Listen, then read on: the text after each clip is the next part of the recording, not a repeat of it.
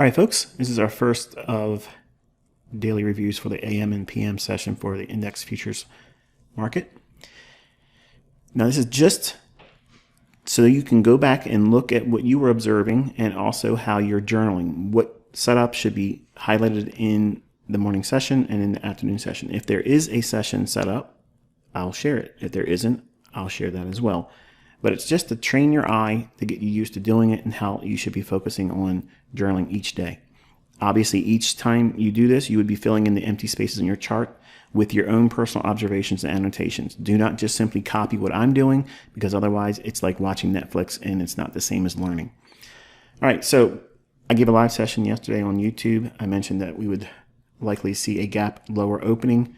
We got that here. And before I get into it any further, the question is going to be is how did I know it was going to have a big run lower like this and attack that low? That's the question you're going to be having. And the answer to that is look at this high to that high on the S&P versus this high to that high in the NASDAQ.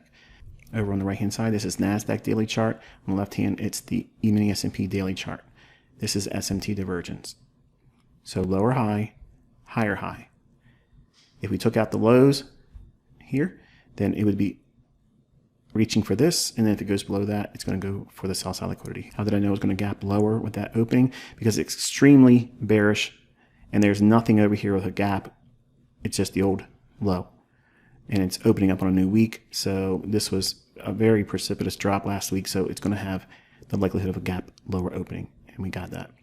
The rules I gave you that I'd be looking for concerning that opening gap, if we opened with the gap, which we see here, obviously we did, and we do not take out that low before New York session, then I would look for a run to try to attack that gap and then look for a sell. But we took out that low before New York session, so there was no buy opportunity to do that. It just attacked the sell side liquidity and just kept on going. So there is no trying to attack that gap. If we take out that low, they're going to be wanting to expand it lower.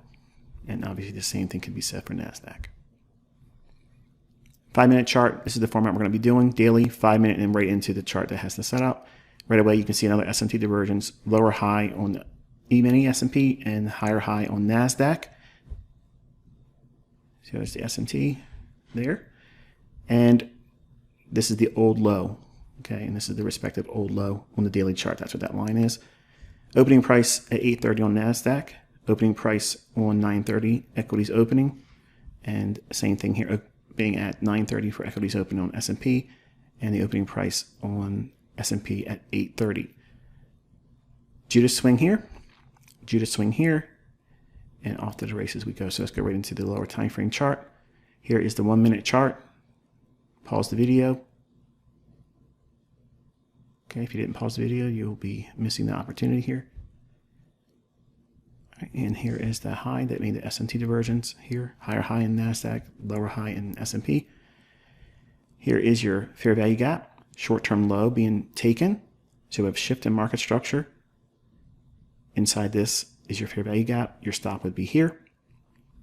NASDAQ, same thing. Short-term low here. Market structure, shift internally. Fair value gap right in here. Stop would go here. And there's the setup for the morning session here. High, short-term shift in market structure, fair value gap, trades up into it, stop would be here, it never got stopped. Lower prices for the morning session. Market structure shift here, fair value gap, trades up into it, stop would go here, rolls through for the morning session. Hopefully you found this insightful. Until I talk to you next time, be safe.